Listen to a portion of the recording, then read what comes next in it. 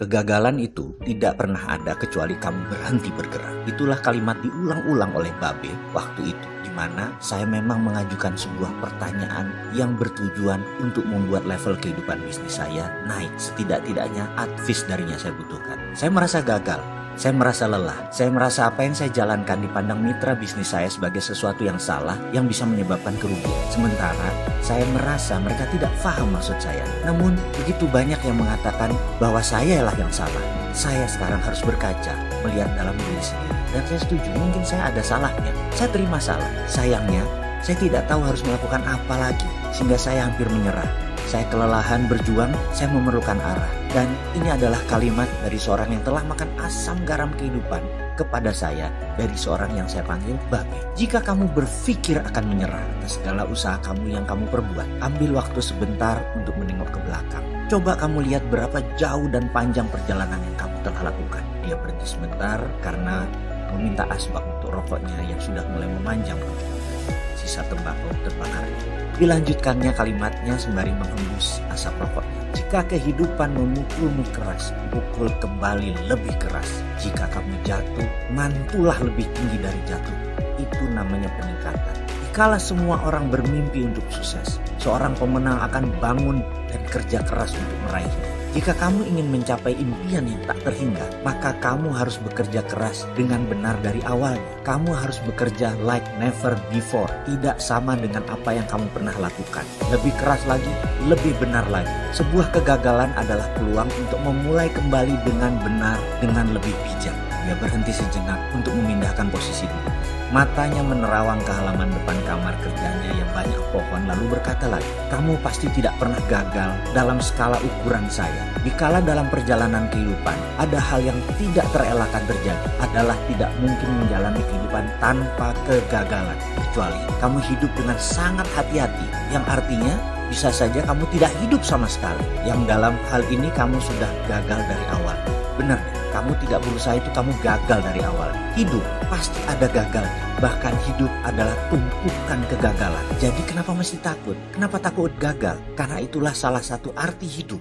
Sangat mudah terjebak dalam kegagalan. Bahkan banyak kegagalan tepat di ujung sebuah kesuksesan. Hal ini terjadi karena dua hal. Kamu takut untuk gagal lagi, atau kamu tidak memantaskan diri kamu untuk mencapai sesuatu yang lebih baik. Sekarang dia menatap saya tajam. Saya mengenal kamu. Bahan dasar kamu baik. Kedua orang tua kamu saya kenal. Bahan baku mereka juga baik. Kalau bibitnya baik, maka buahnya pasti baik. Tinggal seberapa kamu kuat bertahan dan menjaga api semangatmu. Kamu harus menjalani hidup kamu dengan seluruh potensi yang Tuhan sudah berikan kepada kamu. Kamu harus membuat pondasi yang kuat untuk impian kamu. Ingat, buat pondasi impian kamu. Sekali lagi, buat pondasi impian kamu. Babe berpaling dan berubah posisi duduknya menatap ke arah jendela. Menyeruput kopi yang sudah mulai dingin dan melanjutkan ceritanya yang dibuka dengan pertanyaan. Kamu tahu apa yang dalam pikiran Lee Kuan Yew dikala melihat Singapura di tahun 60-an? Di awal dirinya memegang tampuk pemerintahan di Singapura. Persoalannya lebih pelik dan lebih parah dibandingkan dengan apa yang sedang kamu hadapi. Negara yang tidak memiliki kekayaan apapun, tidak memiliki sumber daya alam, perilaku bangsanya yang malas, yang jorok, yang memiliki pola pikir sempit. Setiap minggu tidak heran melihat mayat terbujur penuh luka di selokan, penyakit di mana-mana, dan tidak ada sumber mata pencaharian bagi penduduk Singapura. Kala itu, tahu apa yang Lee Kuan Yew lakukan? Dia berpikir, masyarakat Singapura harus memiliki visi yang jelas, memiliki semangat yang sama memajukan bangsa. Lagu kebangsaan Singapura mencerminkan semangat tersebut. Majulah Singapura. Maka di awalnya tidak ada hal yang terbaik yang dilakukan kecuali memberi sesuatu di pikiran setiap penduduk Singapura di kala itu. Dia meletakkan pondasi yang namanya impian.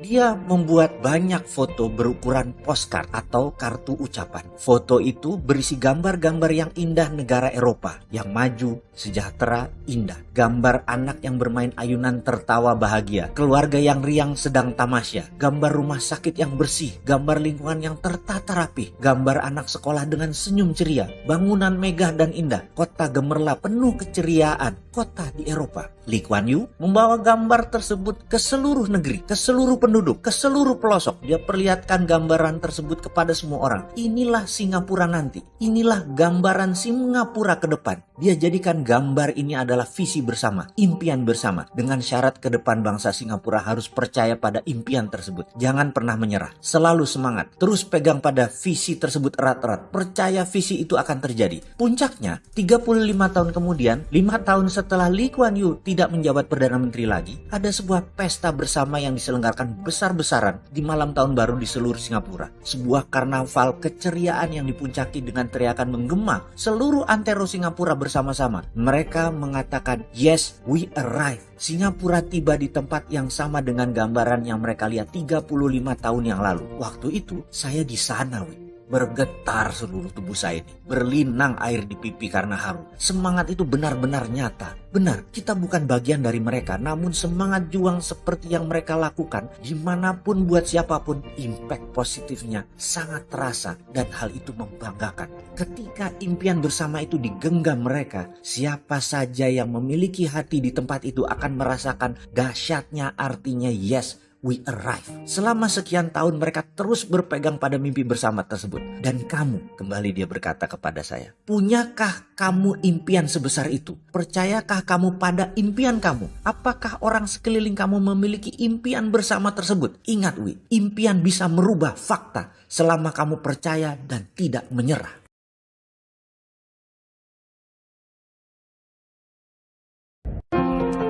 Percaya dulu, pasti Anda akan melihat. Believe first, then you will see. Kalimat ini membalik pemahaman banyak orang. Biasanya Anda melihat dulu baru percaya. Namun dalam prosperity conscious, Anda harus percaya dulu. Pasti Anda akan melihat. Sama seperti keimanan terhadap hari akhir. Anda tidak perlu melihat dulu surga neraka baru Anda berbuat baik. Namun berbuat baiklah dan percayalah hari itu. Pasti Anda akan ke surga. Surga adalah wujud kepercayaan manusia pada keimanan tentang akhirat. Maka dalam prosperity conscious juga sama. Percaya itu di depan letaknya. Percaya sukses Anda, percaya kemakmuran Anda sekarang. Give and take, give first, then you will get. Beri dulu, Anda pasti dapat. Main hati, kasih hati. Main materi, beri materi. Ini sebuah fakta hukum alam. Kalau banyak dari sahabat yang jomblo, maka untuk mengubah status Anda, beri dulu kasih atau cinta kepada semesta. Saya tidak perlu mengajarkan lagi, Anda pasti tahu bagaimana. Salah satu sekretaris saya, sudah ikut saya selama 10 tahun, memiliki pengalaman yang bisa saya ceritakan tentang give first. Saya sebut namanya Mbak E. Setelah 5 tahun menikah, dia belum juga dikarunia anak. Dan karena tuntutan dan tekanan keluarga, akhirnya dia terpaksa mengakhiri pernikahannya selama 5 tahun karena dia tidak bisa memberikan momongan. Suatu hari dia bertanya kepada saya, bisakah dia memiliki anak? Jawaban saya kala itu cukup lugas dan direct. Iya, bisa Mbak E. Anda harus mengubah gelombang otakmu, kata saya. Dia bertanya heran, gelombang otak yang bagaimana? Saya bilang, setelah hati memilih, pikiran bekerja. Semesta di luar kita akan menerima getaran vibrasinya. Selama ini, vibrasi Mbak E mungkin tidak keibuan, dalam tanda petik. Citra dirimu bukan motherly. Saya berkata dengan lugas dan ini ciri saya berbicara kepada orang yang saya anggap dekat. Karena itu, semesta belum memberi kepantasan untuk Mbak E mendapat momongan atas nama fertilitas, kesuburan, atau apapun itu. Itu hanya bentuk reaksi. Jadi, ubah vibrasinya menjadi keibuan, menjadi motherly. Orang dulu misalnya mancing anak dengan mengasuh anak saudara atau ambil anak angkat. Itu bukan hanya teori, itu benar. Hanya orang dulu sering hanya manut saja dan berprasangka baik tanpa mengerti latar belakang sainsnya. Namun manusia modern seperti Mbak E memerlukan pemahaman yang logikanya harus sains. Itulah cara membuat Mbak E menjadi keibuan. Kalau Mbak E memelihara anak atau kalau mengadopsi anak dirasa terlalu berat, setidaknya dia bisa memiliki anak asuh yang benar-benar dipelihara layaknya ibu menjaga anak. Tulus memberi. Ibu itu punya pemberian luar biasa kepada anaknya. Percayakah Anda? Mbak E memerlukan 3 tahun untuk memelihara, mengasuh, dan mendidik anak kakaknya. Sampai akhirnya dia menikah lagi dan dalam waktu 3 bulan setelah menikah langsung hamil. Kini dia memiliki putra yang ganteng. Beri dulu, rawat dulu, pelihara dulu, give first, then you will get.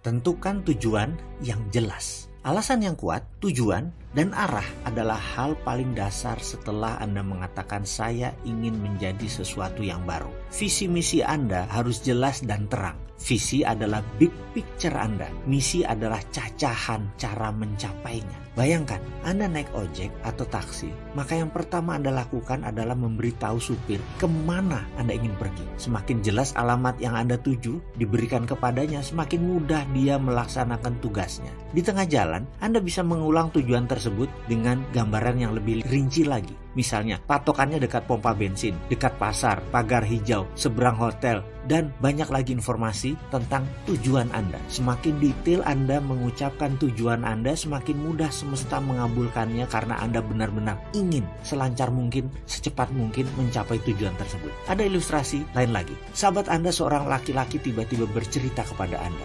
Tadi ada cewek cantiknya banget. Wah, kayaknya gue jatuh cinta pada pandangan pertama. Lalu Anda tanya, siapa namanya? Dia jawab, belum kenalan sih, nggak tahu. Anda lanjut bertanya, anak mana? Tinggal di mana? Kemudian dia jawab, nggak tahu juga. Anda tanya lagi, sekolah, kuliah, kerja, sudah punya cowok atau belum? Sahabat Anda berkata lagi, wah belum tahu. Gue baru sekali ketemu. Sekarang di mana cewek itu? Tanya Anda lagi. Lagi-lagi dia jawab, tidak tahu. Bisa Anda bayangkan, ini orang naksir atau jatuh cinta beneran nggak sih? Kalau saya sih nggak menganggap ya enggak, itu main-main. Lain cerita jika semua pertanyaan Anda di awal dijawab dengan jelas. Misalnya, ya baru ketemu sekali di jalan, langsung gue aja kenalan. Namanya Intan, masih kuliah di UI. Ini gue dapat nomor HP-nya. Tapi setelah itu gue lihat dia jalan sama temen lakinya. Gue nggak tahu pacar atau bukan, tapi gue akan cari tahu dan gue akan tetap berusaha. Kan namanya orang jatuh cinta. Sementara cinta itu kan kata kerja. Jadi gue harus bekerja untuk cinta, kata dia. Nah, dari jawaban seperti ini, Anda bisa langsung tahu kedalaman hatinya dan seberapa kemungkinan suksesnya dia ke depan. Kans dia besar untuk mendapatkan belahan jiwa impiannya tadi. Begitu juga dalam prosperity conscious. Bahwa sadar Anda mencatat dalam-dalam dan melihat fokus Anda, melihat kebenaran dan kesungguhan dari keinginan Anda. Kehidupan hanya menjalankan fokus Anda, compelling reason Anda.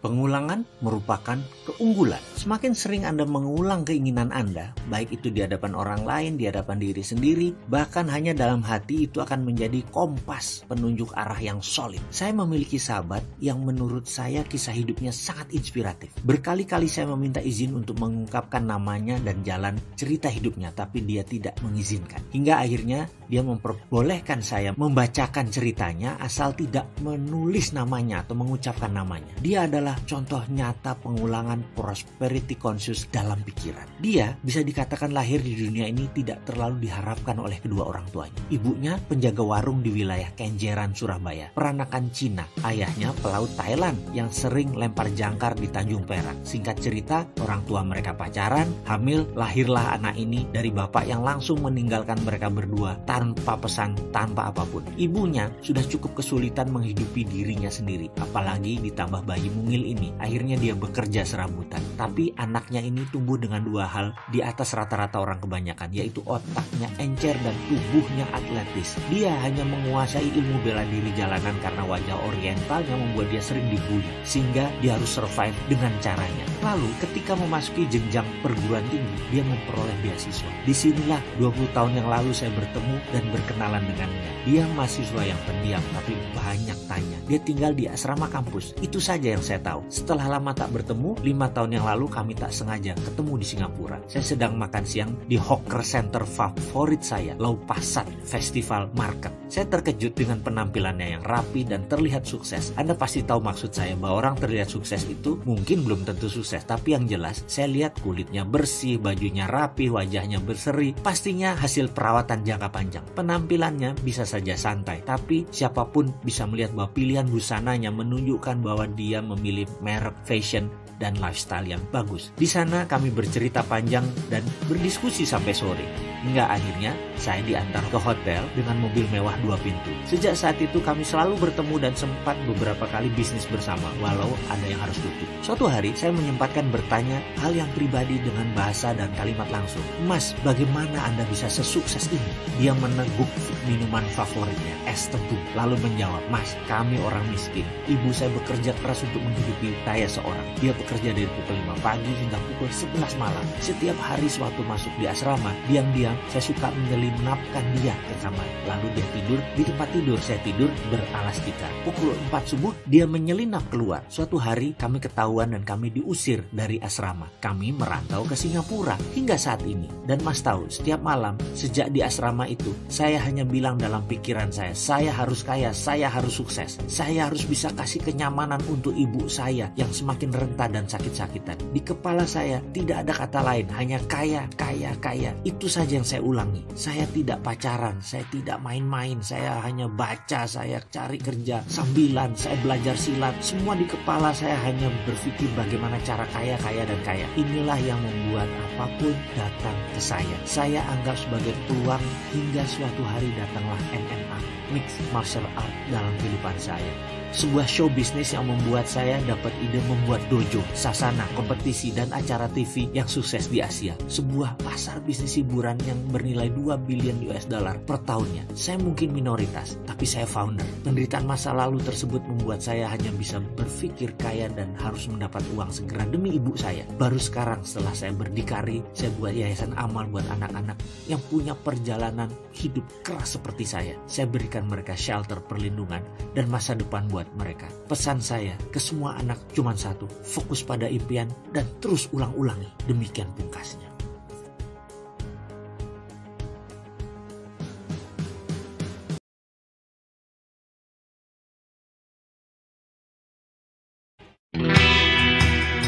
Lakukan sekarang juga.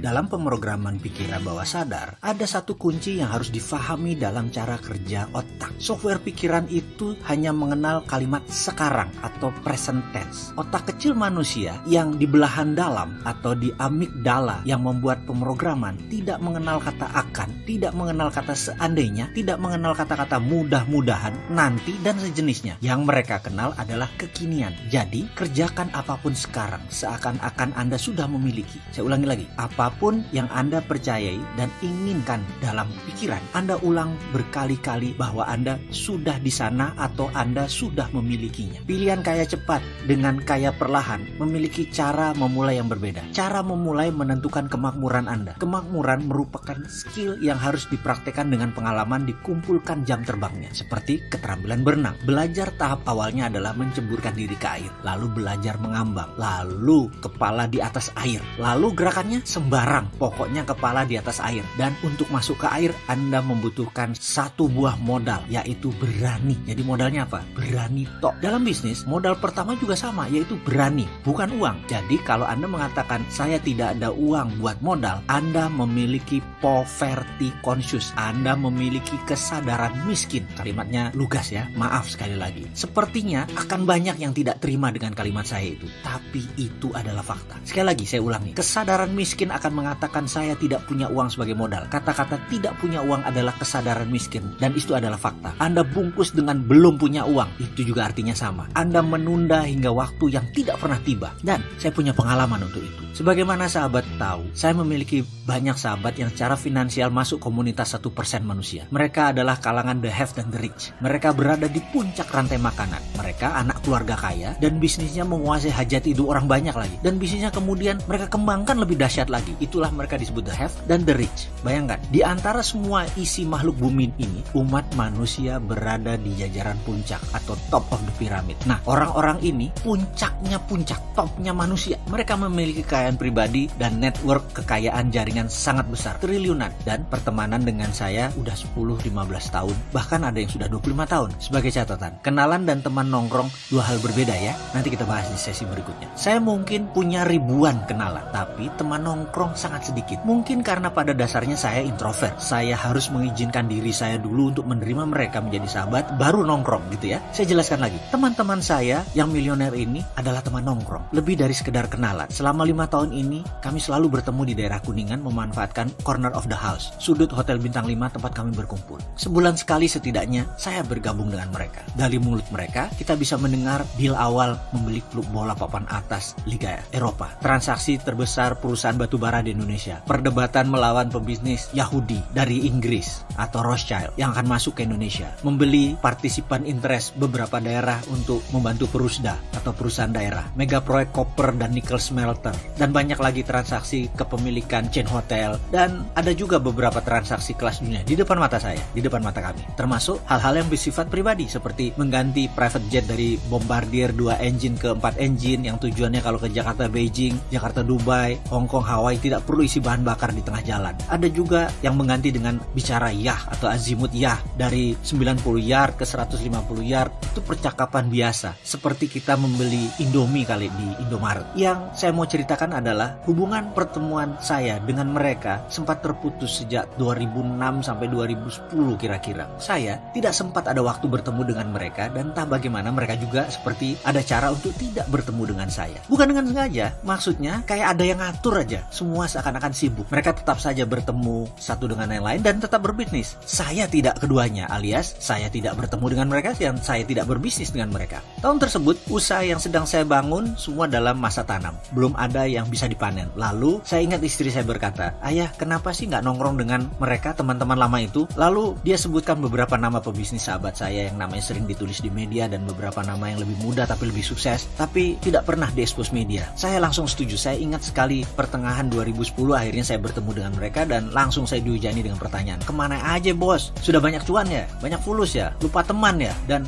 macam-macam gurauan lain yang intinya mengingatkan saya jangan lakukan itu lagi, tidak silaturahmi, tidak memanjangkan saling ngobrol ngalor ngidul. Dan saya ada merasa janggal, kok saya merasa nggak pas ya di situ. Saya heran hari itu. Setelah 2 jam di sana saya merasa ada yang nggak masuk. Saya pun pamit. Kali berikutnya saya hadir lagi bulan depannya. Saya juga merasa nggak nyaman. Bulan berikutnya saya ulangi lagi. Saya merasa nggak nyaman. Hadir di pertemuan saya terasa asing. Akhirnya saya mundur. Setelah 4 kali datang dalam beberapa bulan ke depannya saya merasa nggak sreg. Saya tidak hadir lagi selama 2 bulan berikutnya. Di sini istri saya ngeh. "Ayah kok nggak ke Four Seasons lagi sih?" tanyanya. Saya jawab, "Males ternyata aku di sana nggak cocok lagi. Kayaknya udah beberapa kali kayak orang asing, nggak nyaman deh di sana." Entah kesambet apa, istri saya toto ceramah. "Ayah, denger ya, ini pendapat aku loh. Ayah itu mengajari banyak orang dan paling banyak adalah mengajari tentang mindset. Ayah tahu nggak kenapa ayah nggak cocok bergabung dengan mereka? Itu karena mindset ayah miskin. Vibrasi ayah itu miskin. Getaran mereka kaya semua. Vibrasi mereka makmur. Jelas aja ayah nggak cocok di sana. Gimana sih? Kan ayah sendiri yang ngajari untuk membuat mindset kaya. Ubah dong vibrasinya." Saya mendengar kata-kata itu seperti kesetrum. Bener juga, kata saya dalam hati. Rekening mereka itu bukan 12 digit atau triliunan, bahkan ada yang 13 digit. Itu personal wealth loh, kekayaan pribadi mereka. Kalau mereka hanya memiliki 40% dari sebuah perusahaan, artinya perusahaan mereka yang kapitalnya 13-14 digit, ya duit mereka 12 digit juga. Perkataan istri saya tadi kena sekali di saya. Kesadaran saya masih miskin, seenggaknya di level perbandingan dengan mereka. Saya akui, saya terima, dan saya buktikan lagi dengan datang sekali lagi. Benar saja, saya merasa tidak nyaman. Berbicara mereka tentang mobil, bicara tentang materi, membuat saya tidak nyaman. Tapi saya terus melihat kembali apa yang sedang terjadi. Saya terus tetap datang, tapi dengan tingkat awareness berbeda. Saya mengecek di mana ketidaknyamanan saya. Bicara hal-hal materi ternyata saya merasa risih. Seakan-akan mereka sedang pamer, seakan-akan mereka menyombongkan keduniawian, dan saya tidak suka. Namun saya perhatikan terus perasaan saya waktu mereka bicara banyak hal. Ternyata mereka bicara tidak ada kesan sombong atau vibrasi pamer. Lalu kenapa saya nggak nyaman ya? Mereka membeli barang 10 miliar, hanya merupakan 0, sekian dari harta mereka. Sementara banyak orang membelanjakan 1 juta saja udah merupakan 30% pendapatan mereka. Pulang dari pertemuan yang membuat saya tidak nyaman tersebut, saya mendapatkan satu hal. Ternyata saya punya kesadaran miskin, titik. Nggak usah dibungkus dengan basa-basi. Saya putuskan sejak malam itu, saya mulai harus merubah platform saya berpikir dan bertindak. Saya harus lakukan setiap hari, setiap saat. Saya tanam program baru. Sangat ekstrim cara saya menanamnya. Dan saya tahu sekali cara menanamnya. Bahkan saya sampai nggak percaya atau seram atau takut sama pondasi yang saya buat pada saat itu, pemrograman yang saya lakukan. Namun saya udah tekad bulat. Saya letakkan software baru tentang kemakmuran. Ini ilmu praktek, bukan ilmu teori. Jadi saya tidak bisa menuliskan atau saya tidak bisa menceritakan caranya untuk Anda sampai Anda mengikuti video ini seterusnya. 2 bulan saya melakukan itu. Sampai saya hafal karena masuk ke subsistem saya yang paling bawah. Akhirnya saya percaya diri, yakin seyakin-yakinnya bahwa saya adalah mereka, saya sama dengan mereka, saya lebih dari mereka. Lalu saya kontak beberapa sahabat bertanya, "Kapan ngumpul?" Yang dijawab, "Ada nih malam ini." Saya melihat jadwal saya, ternyata sampai pukul 18 saya masih ada tamu, sementara jam segituan biasa sudah kumpul. Saya baru datang jam 19. Malam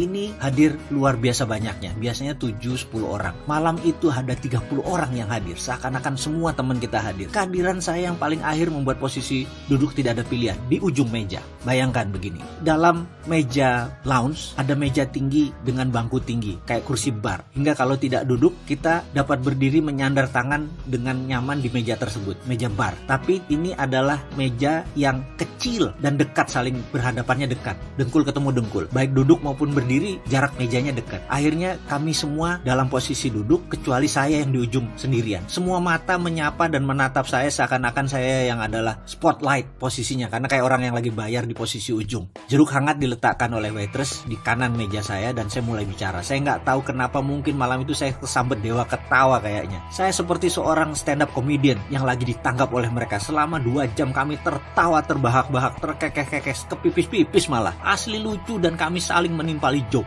Pulang pukul 11 malam. Wajah saya sumringah. Orang rumah bertanya ada apa. Lalu saya menceritakan rinci kejadian malam tadi. Sejak saat itu HP tidak pernah berhenti berdering hingga saat ini. Untuk beberapa eksekusi bisnis, kalau saya tidak ikut, mereka nggak mau jalan. Semua mendadak berubah akrab. Saya nggak pusing lagi urusan Bombardier, Mona Lisa Project, Azimut Yah, Caesar Palace, atau apalah nama yang saya tidak terlalu kenal. Tetapi saat ini semua itu tidak berpengaruh negatif lagi. Sekarang sahabat, Anda ingin tahu rahasianya apa yang saya lakukan hingga semuanya berhasil positif? Ikuti video selanjutnya.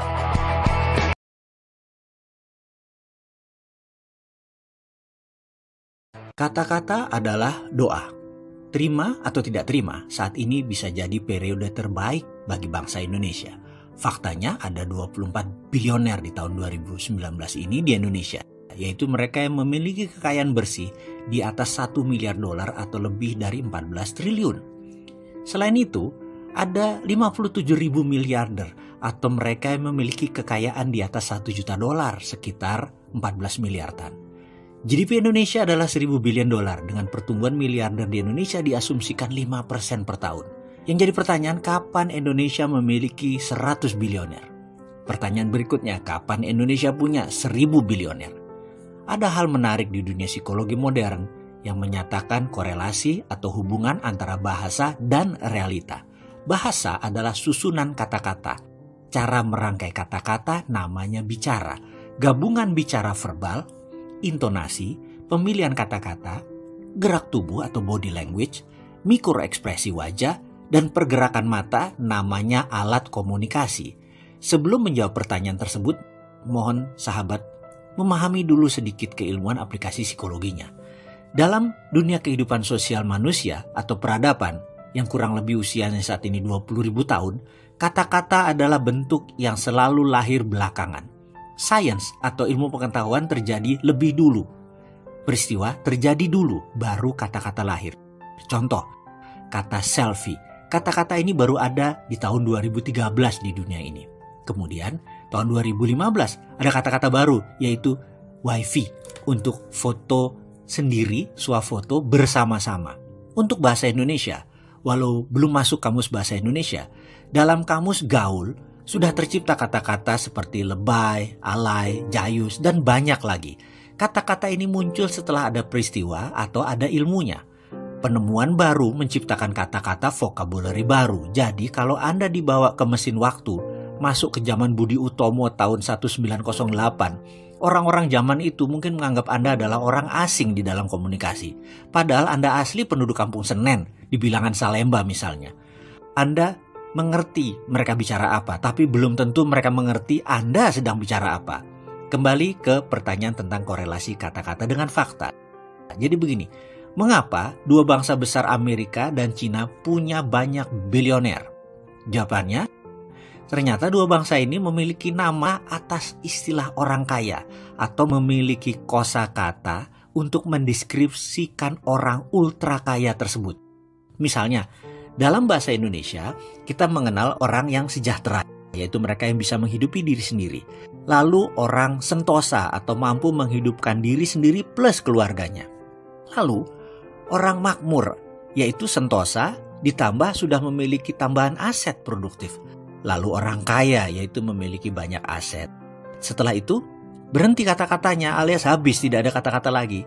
Inilah penyebab pikiran manusia Indonesia kebanyakan berhenti di kata kaya. Lalu meminjam istilah asing seperti konglomerat sebagai orang super kaya. Namun ini bahasa adopsi karena arti konglomerat sebenarnya bukan orang yang memiliki ajidanat atau kelebihan duit, seorang yang banyak duit atau kaya raya. Tapi konglomerat adalah orang yang punya banyak jaringan bisnis. Sementara orang super kaya belum tentu harus memiliki jaringan bisnis. Dalam bahasa Cina, kita kenal kata taipan untuk orang super kaya. Dalam bahasa Inggris atau Amerika terkenal dengan istilah sugar baron untuk raja gula. Ada juga properti mogul untuk raja properti. Ada tycoon, ada bilioner, ada big whaler, ada big boy. Dan banyak istilah yang memberikan arti spesifik simbol kekayaannya dari mana. CEO top mereka pun ada istilah dengan nama The Titans, Boardroom, Chamber of Commerce, Kamar Dagang, Bisnis Kartel, dan banyak istilah bisnis ekonomi yang mengartikan kekuatan pasar dan pelakunya. Hal ini tidak ada dalam kamus bahasa Indonesia. Kita baru bisa mengadopsi karena belum ada fenomena tersebut. Namun, dalam 10 tahun terakhir, kata-kata baru akan masuk dalam tatanan bahasa Indonesia yang mengartikan ultra kaya. Super rich person, pengusaha dengan aset multimiliaran. Kalau perlu, Anda sahabat juga bisa mengusulkan nama, mengusulkan kata-kata yang akan dipakai sebagai pemahaman baku dan baru arti kata kaya tersebut. Dalam keilmuan psikologi, menyambungnya begini. Misalnya kata-kata ini ada dan dipahami oleh akal sehat semua instrumen bangsa. Contoh, super kaya kita beri nama Taipan, meniru 2 miliar manusia di bumi, meniru bahasa Cina. Percayalah, dalam waktu 10 tahun ke depan, para Taipan itu akan jauh lebih cepat kaya hadir di bangsa Indonesia karena banyak yang paham dan masuk dalam pikiran mereka. Inilah yang membuat saya berpikir tentang apa yang terjadi di bangsa Indonesia saat ini, yaitu sehubungan dengan lagu kebangsaan Indonesia, yaitu Indonesia Raya. Lagu ini diciptakan Wage Rudolf Supratman dengan 3 stanza. Bagi saya, yang beliau gubah merupakan sebuah nubuah luar biasa. Saat ini kita selalu menyanyikan stansa 1. Perhatikan syairnya. Di sini kita dapat kata-kata Indonesia tanah tumpah darahku. Kalimat itu membuat arti apa? Sampai sekarang bangsa Indonesia masih tumpah darah, cekcok di mana-mana. Lalu kata-kata berikutnya, marilah kita berseru, Indonesia bersatu. Ini artinya Indonesia saat ini belum bersatu, masih terpisah-pisah. Karena itu fakta saat ini ya begitu, kita nggak pernah kompak, seakan-akan ribut terus.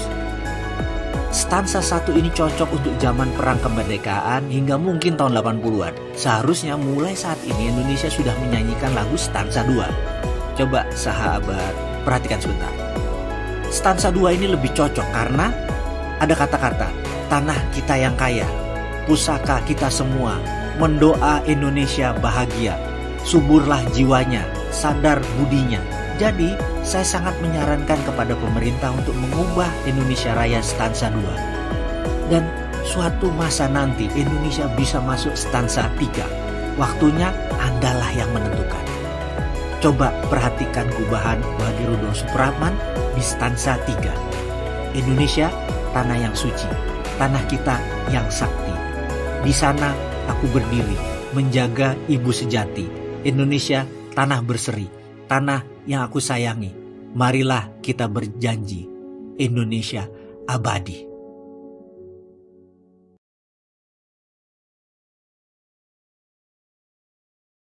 Bagaimana software diinstal dalam pikiran bawah sadar? Video sebelum ini menjelaskan bagaimana software terpasang karena lingkungan, karena orang tua. Dan ada baiknya saya berikan satu contoh lagi bagaimana pikiran itu diinstal. Mengapa penting bagi saya untuk menjelaskan banyak-banyak dan pengulangan-pengulangan tentang software ini?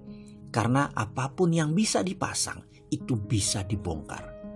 Jadi ketika Anda merasa diinstal sesuatu yang jelek, Anda ubah. Kalau Anda merasa tidak ada softwarenya, maka ada baiknya kita pasang software sesuai yang Anda butuhkan. Cara pasang orang tua ke anak, kita bisa beri contoh dengan ilustrasi sebagai berikut. Saya tanya kepada sahabat semua, terutama yang wanita. Perhatikan bayi yang 6 bulan. Misalnya bayi itu adalah anak Anda, keponakan Anda, atau sepupu Anda. Bisakah anak tersebut berbicara? Maka kita semua akan menjawab, bayi tersebut belum bisa berbicara. Komunikasi verbal bayi tersebut hanya menangis, diam, tersenyum, atau tertawa. Ketika bayi tersebut menangis kejar dengan keras dan lama, maka pertanyaannya, apa yang dilakukan oleh kedua orang tua itu? Atau orang tuanya? Ada banyak jawaban atas pertanyaan tersebut. Ada yang diganti popoknya, diajak main, dikasih nenen, dan lain sebagainya. Dan disinilah pertama kali database mulai dimasukkan oleh orang tuanya. Di Indonesia, dalam catatan aplikasi psikologi anak bayi yang menangis oleh orang tuanya lebih dari 80% dinenenin atau dikasih susu. Sementara di Jepang, di Amerika, di beberapa negara Afrika, di Eropa budayanya lain lagi. Karena sudah dilihat tidak pipis, belum waktunya makan, tidak ada masalah fisik yang berarti, aman dalam box. Banyak orang tua hanya memainkan dan mengajak komunikasi sang bayi. Bayi pun begitu tidak diam, diteruskan main dan diajak bicara. Inilah yang kemudian hari di Indonesia banyak anak yang menggunakan tangisan sebagai senjata mempengaruhi orang tuanya karena tidak dibiasakannya negosiasi. Dibiasakan dituruti keinginannya. Anak menjadi demanding, sangat banyak maunya. Ada lagi yang harus diperhatikan. Ada software lain yang dipasang orang tua pada sang anak dengan ngegampangin dengan nenenin tadi. Pertanyaan, mengapa bayi tadi menangis? Kita bahas satu-satu kemungkinannya. Karena lapar, karena kepanasan, karena kedinginan, karena pipis, karena tidak nyaman, karena kesepian, karena mau main, dan lain sebagainya. Intinya karena komunikasi belum banyak vocabulary-nya, maka dia menangis. Sekali lagi menangis karena ada masalah. Ini kata kuncinya. Ada masalah. Disinilah software orang tua memasang software tersebut dalam bahasa pemrograman kepada anak tersebut. Saya ulangi. Disinilah software orang tua dipasang ke anak tersebut. Atau dalam bahasa pemrogramannya, kalau diibaratkan otak manusia adalah komputer, disinilah momen di mana orang tua sedang memasang sebuah program, yaitu 80% orang tua akan meneneni anak tersebut agar terlepas dari masalah yang terjadi. Kesimpulan, programnya begini. Jadi inilah program yang dipasang. Nak, kalau ada masalah dalam hidupmu, masukkan sesuatu ke mulutmu. Software ini terpasang dalam pikiran bawah sadar sang anak sampai dewasa, di mana setiap Anda bermasalah dalam hidup Anda, di mana setiap ada masalah dalam hidupnya, mulailah dia memasukkan sesuatu ke mulutnya. Baik itu makanan, minuman, rokok, gigit jari, gigit pensil, apapun dimasukkan ke mulutnya untuk tenang seperti nenen sang ibu. Tidak heran, masalah memasukkan ke mulut tadi, yang paling banyak adalah makanan. Dan ini membuat populasi manusia Indonesia 35% adalah overweight. Jadi kita sudah mulai paham tentang bagaimana software itu terpasang dalam pikiran. Kita lanjut.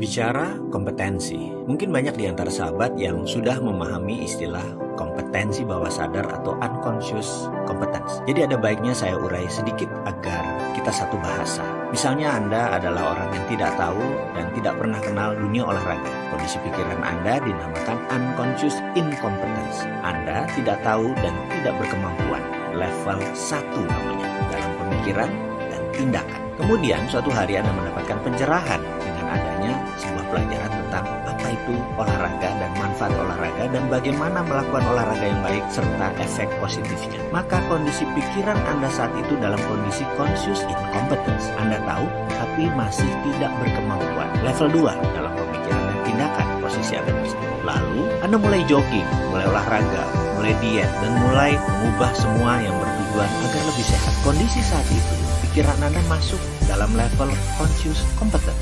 Anda tahu, Anda sadar dan memiliki kompetensi atau berkemampuan. Inilah level ketiga, pemikiran dan pembelajaran. Di sini semua hal masuk dalam logika. Analisis dasar, tahu, mengerti, tetapi melakukan keahliannya masih dalam tahap pembiasaan. Disinilah tantangan terbesar karena Anda masih di level 3. Level terberat. Di sini Anda sebenarnya belum ahli, masih bisa balik turun ke level 2, masih balik ke conscious incompetence. Jadi di level 3 kita harus terus melakukan hal yang sama diulang-ulang. Minimum dengan standar the law of 10,000 hours atau lebih dari 10.000 jam melakukan hal tersebut berulang-ulang, baru akan masuk ke level keempat atau level terakhir yang disebut unconscious competence. Anda sudah tidak sadar bahwa Anda memiliki kemampuan atau keahlian itu. Anda sudah jadi biasa saja, semua serba alami. Kita bicara bisnis pengalaman saya pribadi, bicara soal bisnis properti. Saya memasuki bisnis properti sejak tahun 1993. Pahit, manis, asam, garam, ekonomi naik turun, bunga rendah sampai bunga 50% per tahun, pembeli kabur, kontraktor kabur, izin tidak keluar, tanah kasus, dan ratusan masalah lainnya sudah saya lewati. Rasanya bisnis properti dalam diri saya sudah masuk unconscious competence. Pengalaman pribadi, dari untung kecil sampai untung ratusan kali lipat, semua pernah. Membangun rusun, tipe murah, klaster mewah, apartemen, hotel, mixed use building, apalagi yang belum. Rasanya semua pernah dilakukan. Semua saya sudah tahu pahit manis.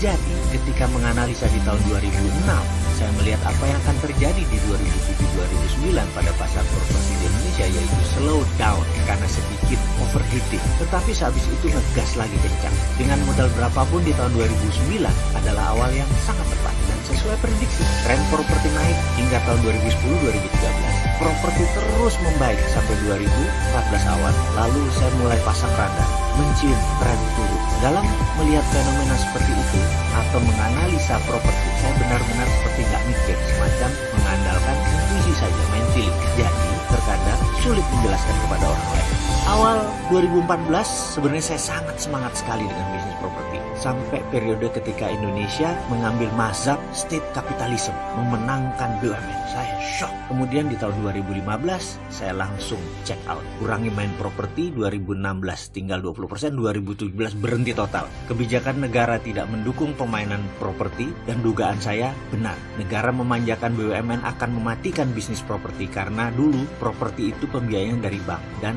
pembelian pun 90% menggunakan KPR, menggunakan bank. Dengan kebijakan BUMN kemarin, maka kering uang di tanah air. Yang kena duluan adalah bisnis tersier atau bisnis seperti properti. Tempat tinggal itu memang kebutuhan utama, namun memiliki rumah karena mahal menjadi kebutuhan ketiga, menjadi kebutuhan mewah. Keringnya keuangan, maka kebutuhan rumah turun drastis permintaannya seperti sekarang. Dan 5 tahun ke depan rasanya demikian. Yang beli rumah dibandingkan tahun 2010-2013 turun tinggal 50% kali saat ini. Pemain properti atau developer mati barang dan kalah bunga pada umumnya saat ini.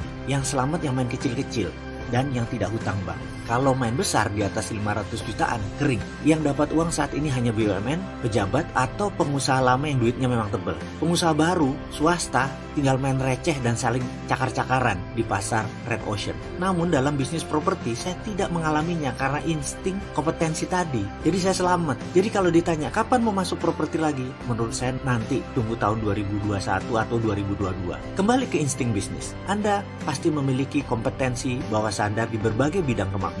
Dan saya percaya bahwa siapapun bisa memiliki kompetensi bawah sadar untuk mempermudah langkah masing-masing menuju sukses. Yang diperlukan hanya latihan pengulangan.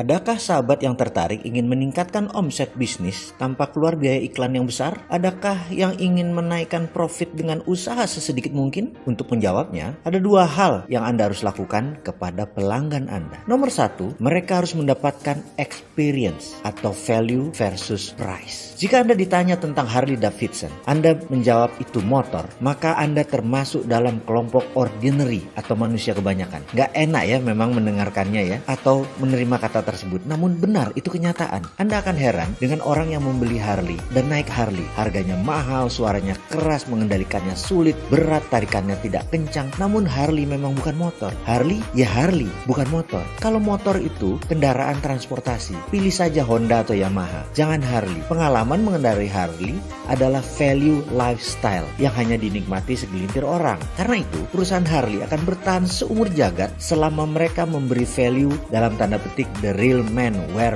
black. Lelaki sejati mengendarai Harley. Biasanya Harley berbaju hitam soalnya. Itulah experience. Ada lagi misalnya, Citylink meniru habis-habisan Air Asia. Mulai dari gaya busana, logo, iklan, gimmick, hingga harga. Hanya corporate colornya saja yang berbeda. Yang satu hijau, yang satu merah. Namun image citra yang dibangun atas merek dagang tidak seberhasil AirAsia. Mengapa? Kita bersama AirAsia itu bukan menaiki low cost air flight, tapi kita mengasosiasikan diri kita sebagai rebelnya Tony Fernandes, founder AirAsia, yang bisa mendobrak kekokohan MAS dan Mahathir Muhammad punya pemerintahan yang otoritarian, bisa mendapatkan izin negara Singapura yang kaku dengan menggunakan strategi David and Goliath, dan terakhir bisa membuka jalur di Indonesia yang dikenal penuh dengan korupsi dan sulit ditembus. Semua Tony Fernandes lakukan dengan kekuatan media. 1 tahun digoyangnya Malaysia, 3 tahun pemerintah Singapura digempur dengan media, dan terakhir Indonesia digempurnya, sehingga kita bisa menikmati low cost fare dari AirAsia. Itulah mengapa kita memilih AirAsia, karena mewakili sisi liar dari diri seseorang. Walau banyak yang tidak mengetahui cerita asli ini, namun Anda bisa merasakan vibrasi semangat AirAsia di krunya, di iklannya, di Tony Fernandesnya. Vibrasi ini tidak ada di Citylink. Itulah kekuatan vibrasi pengalaman. Nomor 2, bungkus yang indah menjadi wajib setelah isi kado yang bagus. Pertanyaan, mengapa McDonald sukses? Apakah karena Big Mac-nya, atau ayam gorengnya, atau Mac buburnya? Tidak. Jujur, Big Mac, Mac Chicken, Mac bubur, dan Mac lainnya rasanya biasa saja. Lebih enak ayam Suharti mungkin, ayam Gantari mungkin di Blok M. Kenapa peminat motor besar fanatik dengan Harley Davidson layaknya sekte tertentu? Apakah karena kecepatannya, kehandalan mesinnya, bentuknya? Jawabannya tidak. Anda keliru besar kalau menganggap Harley bisa lari kencang, mesinnya setangguh tembok Cina. Atau sekali lagi, saya ada teman yang selalu dan sangat fanatik dengan Hard Rock Cafe. Apa kira-kira yang membuat mereka fanatik seperti itu? Makanannya? Live musiknya? Percaya, sama sekali bukan itu. Kenapa Starbucks sukses di belahan bumi manapun? Apa karena frappuccinonya atau karena green tea latte-nya? Sekali lagi jawabannya, tidak. McDonald, Hard Rock Cafe, Starbucks, Harley Davidson sukses bukan karena yang disebut konten atau isi. Konten atau what to offer, atau konten adalah apa yang ditawarkan ke pelanggan. McDonald sukses bukan karena makanannya. Starbucks sukses bukan karena kopinya. Mereka sukses karena konteksnya, yaitu how to offer. Bukan apanya atau konten, tapi bagaimana konteks atau bungkusnya itu lebih penting. Bagaimana cara kita menawarkan produk, itu adalah konteks. Bagaimana melayani pelanggan, itu adalah konteks. McDonald sukses dengan konsep service cleanliness-nya, family value-nya, keramahannya terhadap anak-anak dengan disediakan arena bermain, event-event khusus untuk ulang tahun, merchandise Hello Kitty, dinosaurus, Toy Story, dibungkus dengan fun dan friendly. Itu semua adalah konteks. Kesimpulan, kredo yang harus dimanfaatkan oleh kita untuk meningkatkan omset dan meningkatkan profit adalah jadikan pelanggan menjadi voice kita. Jadikan pelanggan menjadi ambasador kita. Jadikan pelanggan duta besar kita. Jadikan produk Anda menjual dirinya sendiri. Selamat melayani dengan indah, selamat menjalankan bisnis dengan indah.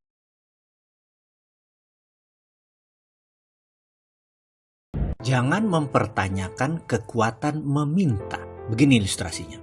Saya bertanya, seberapa Anda percaya dengan Allah? 100%? 200%? Atau tak terhingga? Oke, baiklah. Sekarang kita minta kepada Allah. Anda naik doa saat ini. Ya, saat ini juga hentikan nonton video ini dan berkata, ya Allah, saya ingin akhir bulan ini mempunyai uang 1 miliar masuk di rekening saya. Katakan kalimat itu berulang-ulang. Lalu diam sejenak sambil Anda merenung kalimat tadi. Pada saat hening, tahu-tahu di benak Anda berkata, dari mana uang 1 miliar? Kamu kan hanya pegawai negeri. Atau, bagaimana dapat 1 miliar? Kamu kan cuma ibu rumah tangga. Atau, bagaimana dapat 1 miliar? Kamu kan hanya anak sekolah. Lalu mendadak kalimat tadi mendominasi pikiran, lalu pikiran mulai menyeletuk. Ya juga ya, dari mana ya? Kayaknya nggak mungkin deh. Kalau itu terjadi, selesai sudah.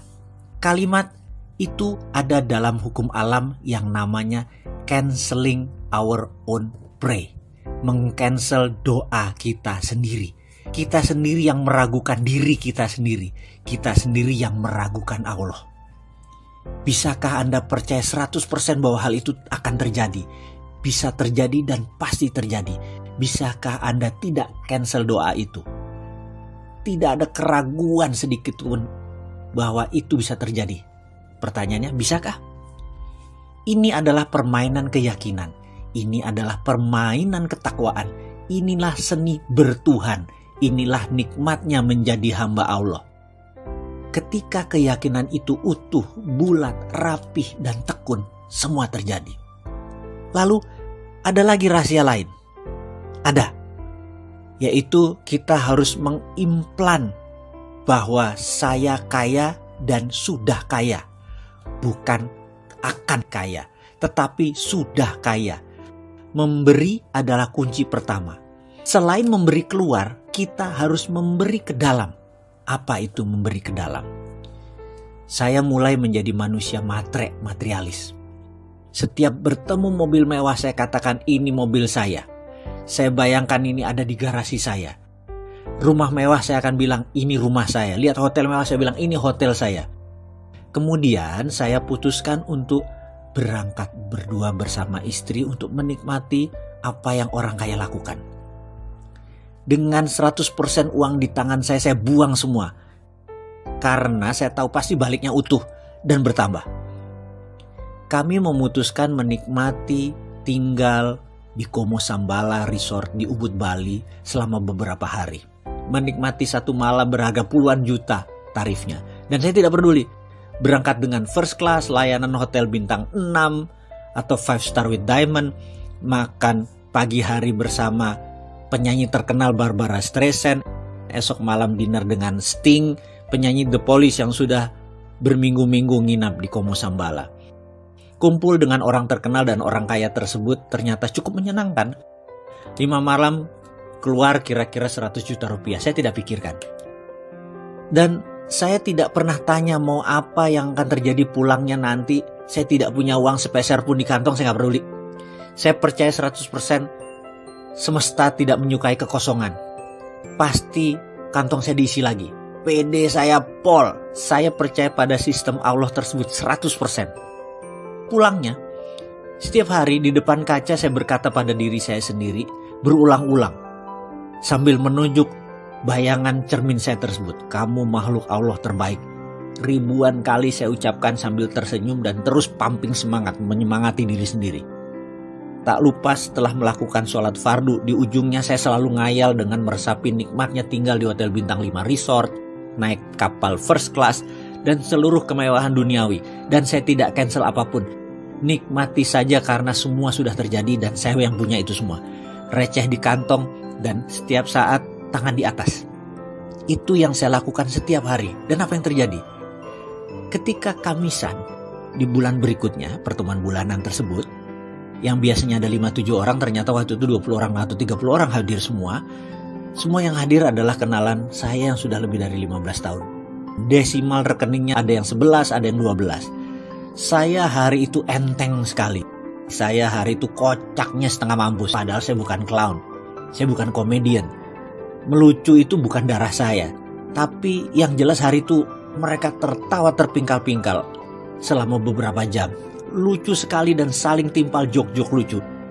Saya pun sampai rumah mungkin sekitar jam 11-an. Padahal pertemuan itu sehabis maghrib. Di pertemuan-pertemuan sebelumnya jam 8 saya udah di rumah. Entah angin apa, keesokan harinya satu sahabat saya berkata, mau gak kamu beli saham PTN di Nusa Tenggara Timur? Mau ikut gak? Saya jawab, enggak belum ada kelonggaran likuiditas, saya bilang gitu. Gampang, gak usah store dulu, komit aja. Nanti kalau naik dikit sahamnya kita lepas baru buat nyicil. Gampang dah modal. Jadi sulit dong saya tolak penawaran tersebut, ya saya ikut. Pertemuan bulan berikutnya, masuk yuk, ada Chinese restoran di Macau. Ada posisi yang lokasinya bagus banget. Dapat tempat murah karena dulu itu Italian restoran tutup. Dengan sewa masih panjang, kita masuk gantiin dia. Buat Chinese food, modal gampang. Masih ada standby loan dari restoran lama. Pokoknya kita berlapan masuk, kita bagi rata ya, gak usah pakai duit. Lalu percaya gak? 6 bulan kemudian ada pengusaha Hongkong naksir harga dan lokasi tersebut dibayar 2 kali lipat. Jadi kita belum turun duit, baru punya 6 bulan sudah langsung berbagi. Kesimpulan gak pakai duit apa-apa, sudah langsung bagi modal. Dan nilainya pun sangat luar biasa. Jadi apa moral story kisah tersebut? Kita lanjut.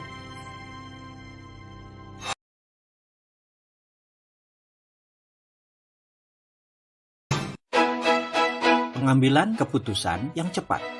Saya teringat bulan lalu di mana saya sedang dalam trip bisnis ke luar negeri. Sewaktu di Singapura, kami tinggal di Four Seasons Hotel. Suatu pagi, breakfast di coffee shop kami bertiga dengan mitra dan direksi. Di meja sebelah, ada sepasang suami istri. Bule, sudah umuran sih, mungkin berusia 60 tahunan. Secara posisi, duduk di ujung kursi saya itu menempel dengan ujung kursi sang suami bule tadi. Sehingga setiap pembicaraan mereka, pasti saya mendengar dan mendengarnya dengan jelas. Sampailah GM Hotel Four Seasons menghampiri mereka berdua, bertanya singkat bagaimana tidur mereka tadi malam, dan saya heran kok GM ini sangat perhatian dengan mereka berdua. Sesaat GM hotel itu pergi meninggalkan mereka berdua, saya pun memberanikan diri bertanya dan menyapa mereka. Sir, I was wondering, did you stay at this hotel? Apakah mereka berdua bermalam di hotel ini? Oh, actually we're not, kata mereka. Sebenarnya kami tidak tinggal di hotel ini, kami bermalam di hotel sebelah, Holiday Inn. Tapi tadi malam kami tidur di hotel ini.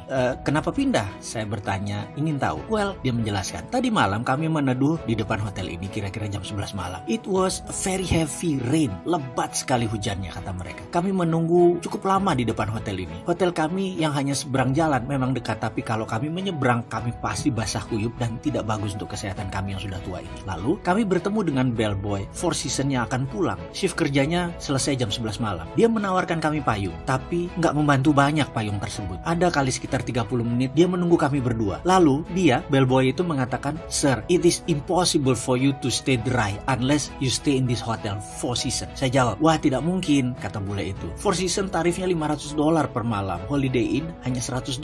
Kemudian bellboy itu berkata, well sir, I insist. Dia memaksa untuk kami tinggal di hotel ini. Lalu apa kata bellboy itu? I give you the rate of Holiday Inn. I give you $100, same price with Holiday Inn. Lalu dia ambil mobile phone-nya dan menghubungi GM-nya dan berkata, ada 2 orang tamu Holiday Inn stranded di lobi hotel kita. Dia tidak mau bermalam di Four Seasons karena harganya lebih mahal. Barusan saya memberikan penawaran kepada mereka harga khusus $100 sama dengan harga Holiday Inn dan mereka mau. Demikian laporan saya, kata bellboy itu kepada atasannya. Bule tua itu terheran-heran dengan tindakan bellboy itu dan bellboy itu mengantarkan saya ke front desk dan mengatakan give them $100 rate. Front desk mencatat sebentar dan kurang dari 5 menit saya sudah di kamar Four Seasons Hotel having a hot bathtub enjoying ourselves. Saya bertanya lebih jauh, sir, are you sure he's a bellboy? Jadi saya juga ingin tahu apa benar dia bellboy. Dia menjawab cepat.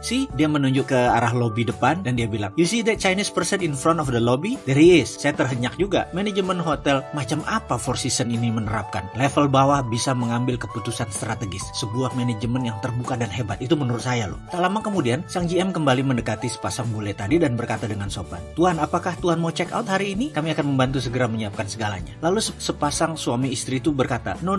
We would like to stay for a couple of days in your hotel. But sir, kata GM Hotel Four Seasons itu dengan nada wibawa, kami tidak bisa memberikan Anda rate $100 per malam seperti malam kemarin. Suami istri itu saling menatap dan berkata, no, it's okay, we don't care, we'll pay, we love to stay here, we love your service and your hospitality, that's everything to us, it's very good service. Well then, welcome aboard sir and madam, kata sang GM tersenyum lebar. Matanya menatap jauh ke bellboy di depan lobi dan tersenyum. Bellboy itu tidak melihat, sibuk membantu tamu mengangkat koper. Sejak memperhatikan fenomena tersebut, kami bertiga di meja makan breakfast tanpa komando mengucapkan kalimat yang hampir mirip. Kayaknya budaya seperti ini harus kita copy dan dipraktekkan di organisasi kita. Setuju? Dan kami pun mengangguk setuju.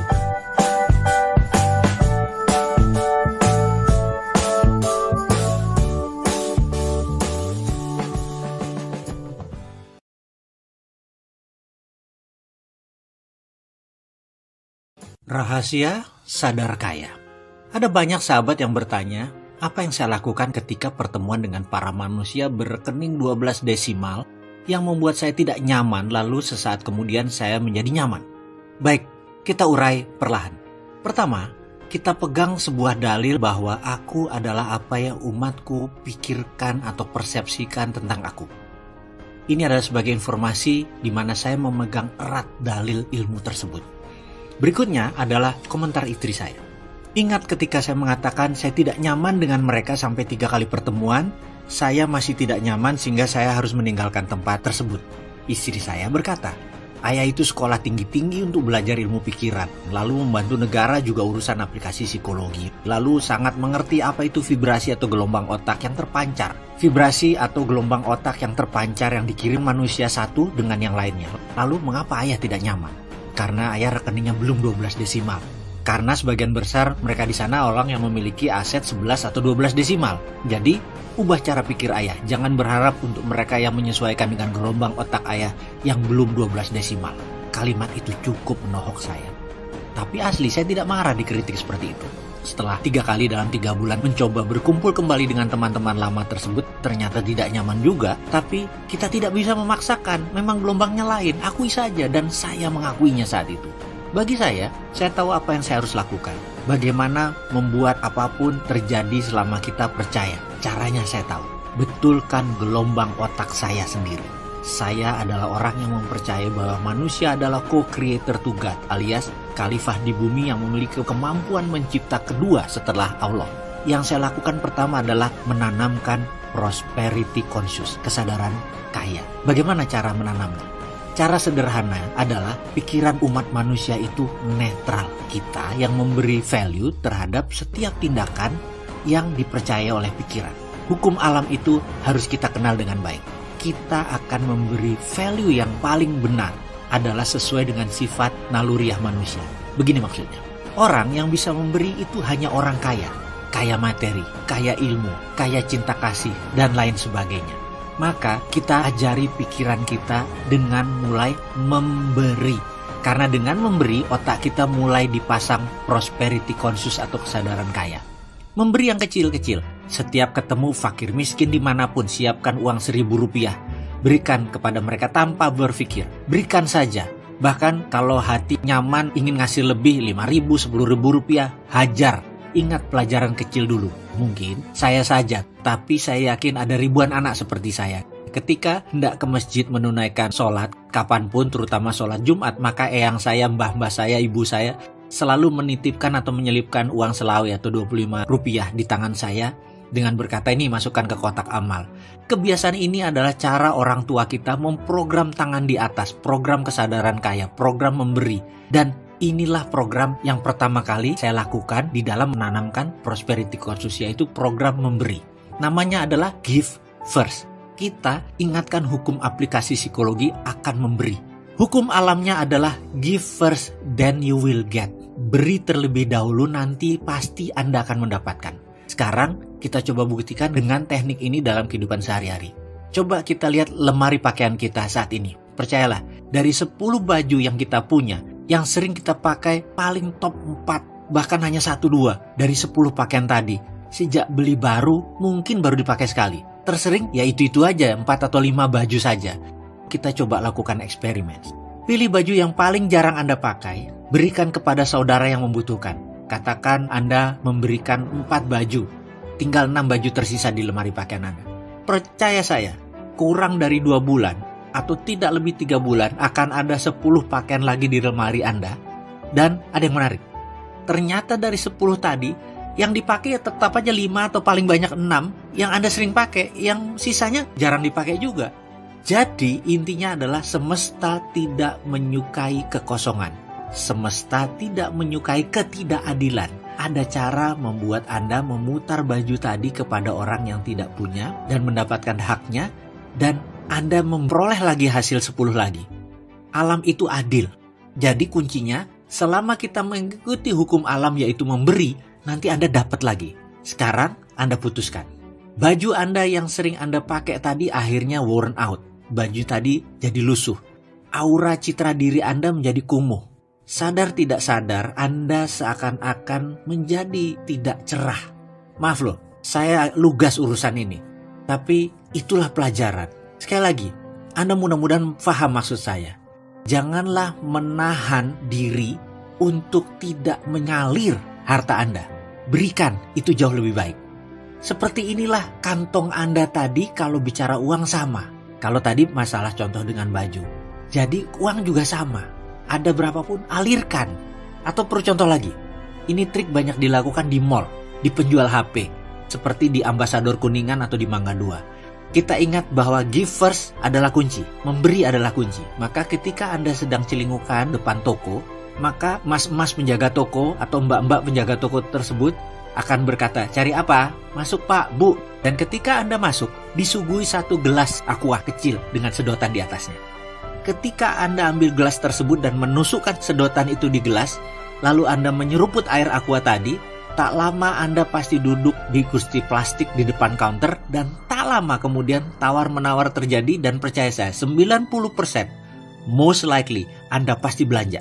Anda kena giversnya mereka. Anda minum pemberian mereka tadi. Itulah hukum alam. Memahami hukum alam ini membuat Anda memahami cara kerja uang datang ke Anda.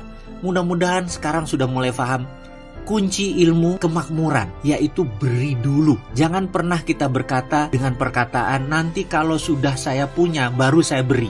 Maaf, alam tidak berlaku seperti itu.